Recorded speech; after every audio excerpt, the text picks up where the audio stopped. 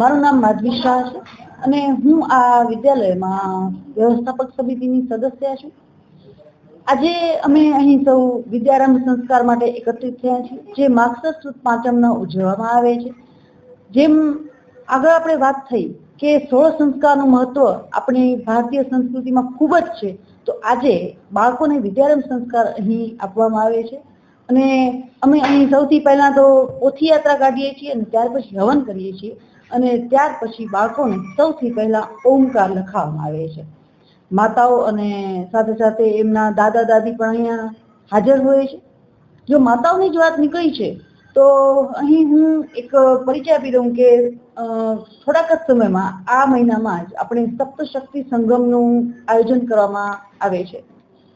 સપ્તશક્તિ સંગમ એ માતાઓ માટેનો એક બહુ ઉત્સવ છે મોટો, કારણ કે એનામાં જે મહિલાઓ ઘરે ચાવીરૂપ ભૂમિકા ભજવે છે. આપણે સૌ જાણીએ છીએ કે કોઈ પણ કુટુંબની કે કોઈ પણ સંસ્કૃતિની ધરોહર છે સ્ત્રી છે, માતા છે, અને એ માતૃશક્તિનું જો આપણે મૂલ્યાંકન કરવા બેસીએ તો કોઈ પાર ના આવે.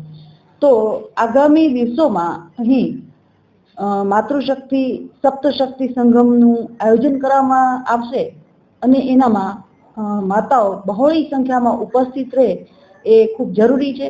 જ્યારે સંઘને 100 વર્ષ પૂરા થઈ રહ્યા છે અને આપણે RSS નું સંઘ શતાબ્દી વર્ષ ઉજવી રહ્યા છીએ, એના ઉપલક્ષ્યમાં આપણા પ્રકલ્પ છે, તો એનામાં કુટુંબ પ્રબોધન બહુ મોટો પ્રકલ્પ છે. તો કુટુંબનું જે પાયો છે મહિલા છે, સ્ત્રી છે, તો એને પ્રબોધન કરવામાં આવે તો ખૂબ સારા પરિણામો મળે એમ છે. એટલે હવે આપણે આગામી દિવસોમાં અહીં આ વિદ્યાલયમાં 27/12ના એ સપ્તશક્તિ સંગમ છે અને પ્રસાદી ભવનમાં 3/1/27ના એ સપ્તશક્તિ સંગમનું આયોજન કરવામાં આવ્યું છે. આગામી તો આપણને એની વાત થશે જ, પરંતુ આપણે સૌ માતાઓ એમાં બહોળી સંખ્યામાં ઉપસ્થિત રહે તો એવી જ અભ્યર્થના છે. નમસ્કાર, મારું નામ રીતિ ઠક્કર છે. હું આ વિદ્યાલયમાં આચાર્યનું દાયિત્વ વહન કરું છું.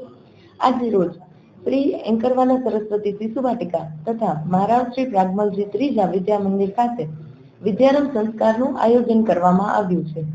વિદ્યારંભ સંસ્કાર કે આજકાલ માતા પિતાને ઉતાવળ હોય છે કે અમારું બાળક જલ્દી જ લખતા વાંચતા શીખી જાય, પણ જેમ બાળક જન્મતાની સાથે જ દોડતા નથી શીખી જતું, તે તબક્કાવાર પહેલે 4 પગે ચાલતા શીખે છે, ધીમે ધીમે ચાલતા શીખે છે, ત્યારબાદ દોડતા શીખે છે.